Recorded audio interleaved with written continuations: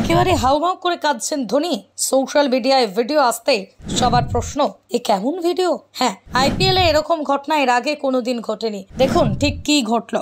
একেবারে মহেন্দ্র সিং ধোনি বলেছিলেন তিনি চিপকে জীবনের শেষ টি-20 ম্যাচ খেলতে চান।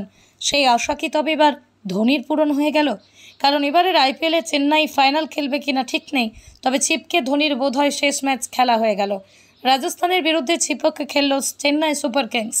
সেই ম্যাচের পর এখন ঘটনা ঘটল যা এর আগে আইপিএল এলে ঘটেনি। ধোনি কাঁদলেন, তিনি তার চোখের জল লুকোলেন।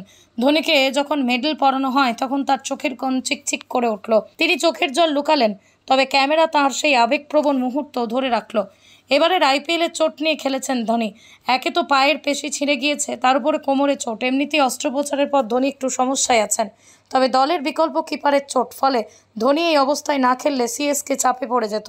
চেন্নাইতে তিনি থালা নামেই খ্যাত। ধোনি বারবারই স্বীকার করেন তিনি চেন্নাইয়ের থেকে যে ভালোবাসা শ্রদ্ধা পেয়েছেন তা ভোলার নয়, আর সেই ভালোবাসা তিনি ফিরিয়েও দিয়েছেন বারবার। সিএসকে তার নেতৃত্বে একের পর এক রেকর্ড গড়েছে, আর এদিন ধোনি আবেগপ্রবণ হয়ে পড়লেন। তবে তিনি আবেগ দেখানোর মানুষ নন, ফলে ধোনির সেই চোখের জল হয়তো খুব কম মানুষের চোখে পড়ল। আবেগপ্রবণ মুহূর্তে ধোনির পাশে ছিলেন চিন্নাথালা, অর্থাৎ সুরেশ রায়না। তাঁকে দেখা গেল ধোনিকে সান্ত্বনা দিচ্ছেন। এমন একটা দিনে সিএসকে সমর্থকরাও আবেগে ভাসলেন।